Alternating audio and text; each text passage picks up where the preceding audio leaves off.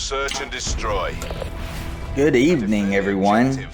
Dr. J Stinky bringing you another Black Ops 4 World League game.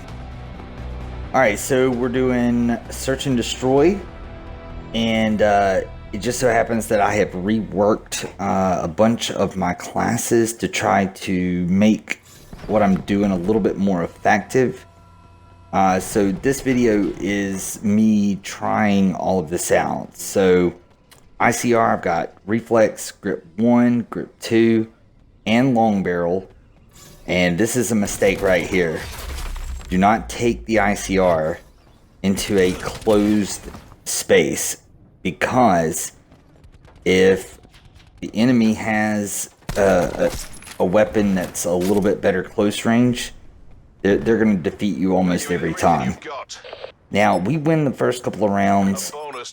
You know, we've got a full team the first few rounds, but you're going to see us drop one guy and things go pretty south. Plus, there's a couple of guys on my team here that clearly don't know what they're doing. But this is a great video to get class setups.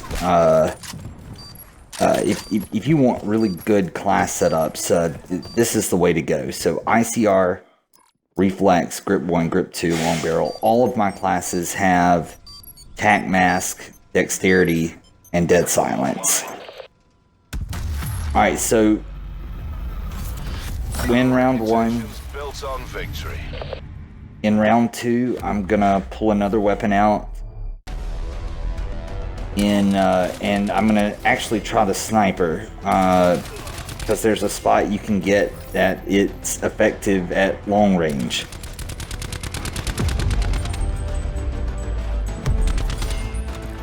So let's see what that's gonna be about.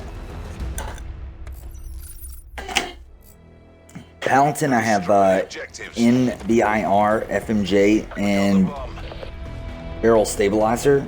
I've got the Mozu pistol for my secondary weapon. Great first shot. Hit him above the chest, and that's gonna drop them every single time.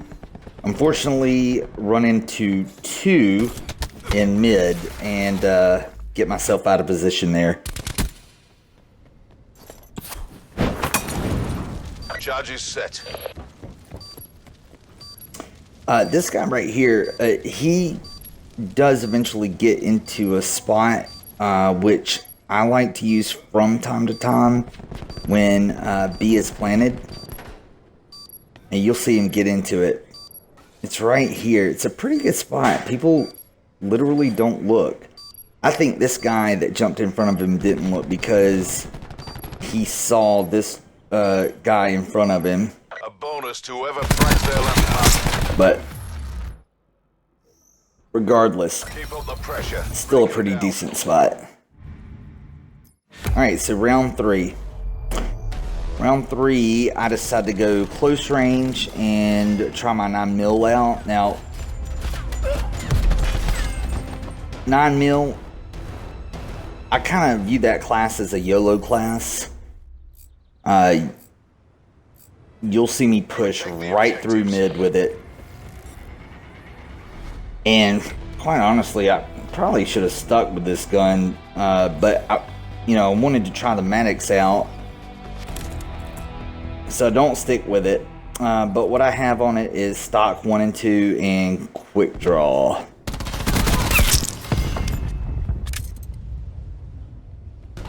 Get first guy.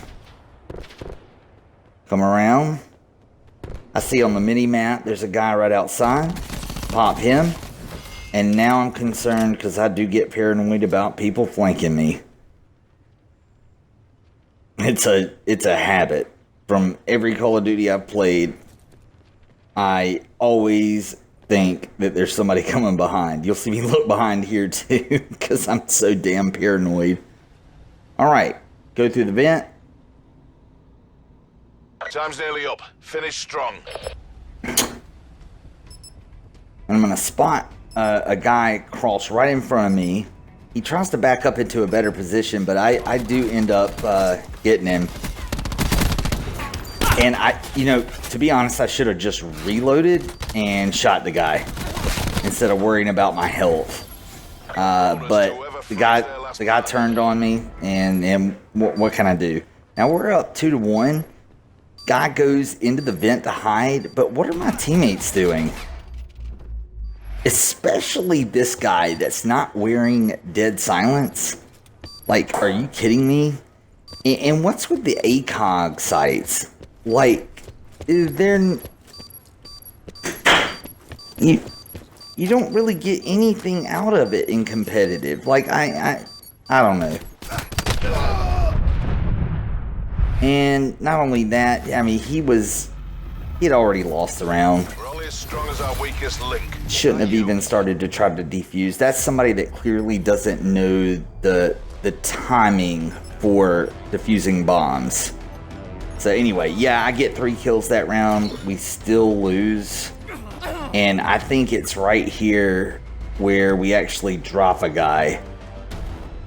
And I go Maddox. Neutralize the objective. Bomb acquired. And you're going to see I'm not all that great with it at first.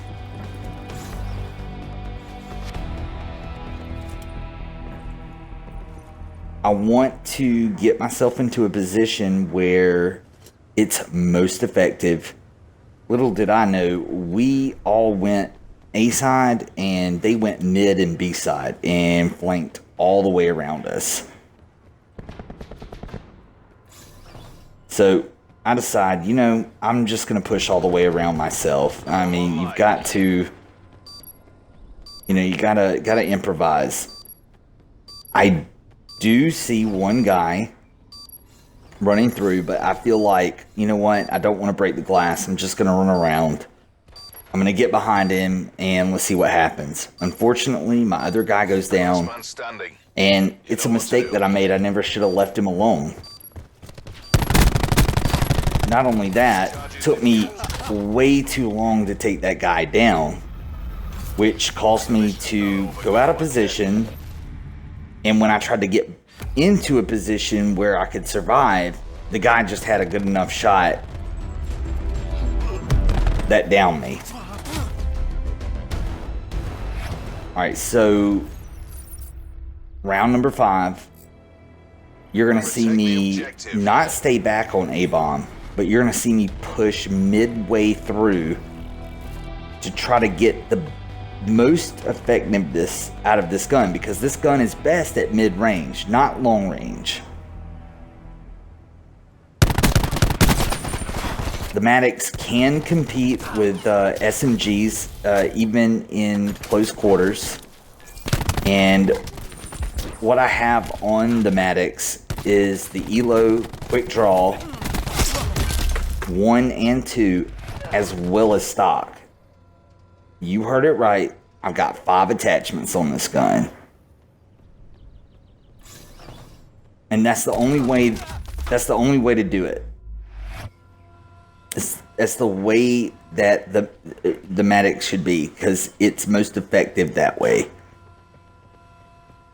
Now, this guy, now we do end up winning this round only because the enemy team didn't plant the bomb, got a little cocky, and was just going for kills. I mean, they see, hey, we're down a man. They are up 4-2. I actually clicked off that guy because I was like, he's just running in circles. I don't know what he's doing. But the enemy team decides that they're never even going to plant the bomb, which is ridiculous. Alright, so this video is actually coming to an end.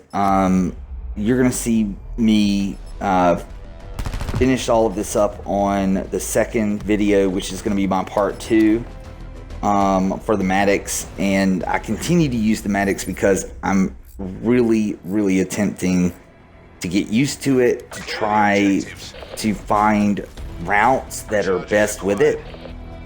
So let's check that out on the next video, and I will see you there.